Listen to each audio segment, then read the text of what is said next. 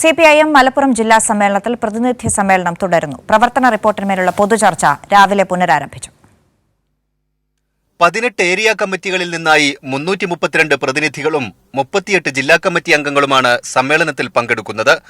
സംസ്ഥാന secretary MV Govindan master, polit bureau അംഗം A Vijayaraghavan, കേന്ദ്ര കമ്മിറ്റി അംഗങ്ങൾ EP Jayarajan, PK Shrimati, Elamaram Kareem, P Sathidevi തുടങ്ങിയവരും പങ്കെടുക്കുന്നുണ്ട്.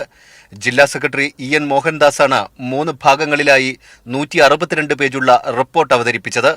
കഴിഞ്ഞ സമ്മേളനകാലത്തെ രാഷ്ട്രീയ സംഘടനാ വിഷയങ്ങൾ സമഗ്രമായി പരിശോധിക്കുന്നതാണ് റിപ്പോർട്ട്. പാർട്ടി അംഗങ്ങളിലും ഘടകങ്ങളുടെ എണ്ണത്തിലും വർധനവുണ്ടായി. വർഗ ബഹുജന സംഘടനകളിലെ അംഗങ്ങളുടെ എണ്ണത്തിലും മുന്നേറ്റമുണ്ടാക്കാനായി. സമ്മേളന കാലയളവിൽ 88 ബ്രാഞ്ചുകൾ കൂടി. ലോക്കൽ കമ്മിറ്റികളുടെ എണ്ണം 143 നിന്ന് 167ആയി. 16 ഏരിയ കമ്മിറ്റികൾ 18ആയി ഉയർന്നു. എന്നാൽ യുവാക്കളെയും സ്ത്രീകളെയും CPIMലേക്ക് കൊണ്ടുവരുന്നതിൽ പോരായ്മയുണ്ടായെന്ന സ്വയം വിമർശനവും റിപ്പോർട്ടിലുണ്ട്. സംസ്ഥാന സമ്മേളന പ്രതിനിധികളെയും ജില്ലാ കമ്മിറ്റി അംഗങ്ങളെയും നാളെ തെരഞ്ഞെടുക്കും. റെഡ് വോളണ്ടിയർ മാർച്ചോടെയാണ് സമാപനം. പൊതുസമ്മേളനം വൈകിട്ട് മുഖ്യമന്ത്രി പിണറായി വിജയൻ ഉദ്ഘാടനം ചെയ്യും. കൈരളി ന്യൂസ്, മലപ്പുറം.